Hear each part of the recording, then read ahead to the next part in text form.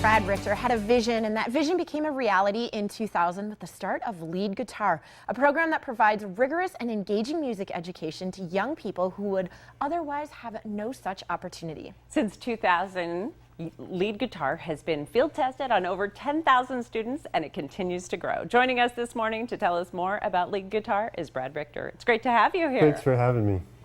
This is such a wonderful program. I mean, we just scratched the surface about really what it is, but tell us the inspiration behind it and how it's grown. Well, we were talking off camera a little bit about how so many things like this start as an accident. I was in Page, Arizona, playing a concert, and they asked me to visit the high school and help some guitar playing kids there. And they were, I did, and they were unbelievably talented, but they didn't have a guitar teacher, so I wrote some curriculum for them, and then came back the next year for a couple of weeks and worked with them and kept writing more curriculum and making the class more official. And then another school asked me to do the same thing. And then my friend Mark Sandroff, who's a philanthropist and guitar player, asked me about, well, why don't we make a not-for-profit out of this and share it with the hundreds of schools. Mm-hmm. And so in a way it was his inspiration that, you know, I was kind of doing it one at a time, and it was his idea to make it into a program that we would spread much farther. So how many schools is it in now? This year it's 35.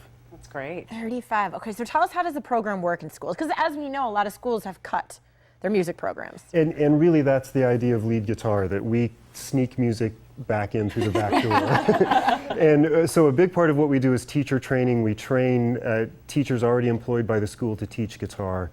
And we have expert guitar players that, you know, all of them have a master's degree. They go co-teach with that teacher of record, as we call them, at the school, who's employed by the school for 2 years. And we do a lot of private lessons and curriculum training and pedagogy training for that teacher. And then after 2 years, the program is self-sustaining and goes on without us. Wow, so is this an after-school program, or is this something that's actually developed that these teacher will teach during the school hours? Our hope is always that it's during school hours, okay, because part of the inspiration too is, you know, we want to, you know, we figure if we can get a kid excited about coming to a 12 p.m. guitar class, then maybe he'll stay for the algebra class at 1 p.m. Mm-hmm. And that's part of our goal too. And we were talking also off camera about all these connections between study of music and increased test scores in math, science, reading. And that's a big, we don't want to create professional musicians, we want to create happy students. Right. So it's not just about guitar lessons, it's about focus and everything else. I think in some ways it's more about that. It's more about the other curricular connections and the life skills that being a musician might teach you, or being in a music class. Mm-hmm.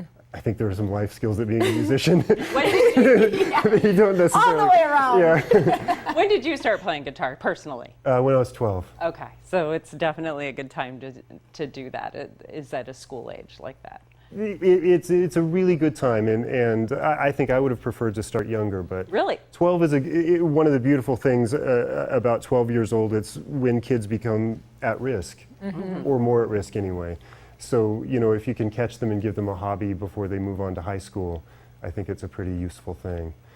And, you know, one other thing I would add is the growth has a big reason for that growth, especially recently as we've become part of the University of Arizona and UA Presents. And so attaching that name to what we're trying to do has made a big difference in fundraising and recognizability. Sure. And that's been fun to see. I bet. Well, we are excited to hear you play, and thank you for introducing us to Lead Guitar. Thank you for introducing everybody to Lead Guitar. Yeah, you're welcome. And you can drop off unwanted nylon string acoustic guitars in good condition at the University Services Building on Euclid Avenue, room 203, Monday through Friday. And to learn more, just head to leadguitar.org. Now let's hear a little piece from Brad Richter. Thanks. Sure.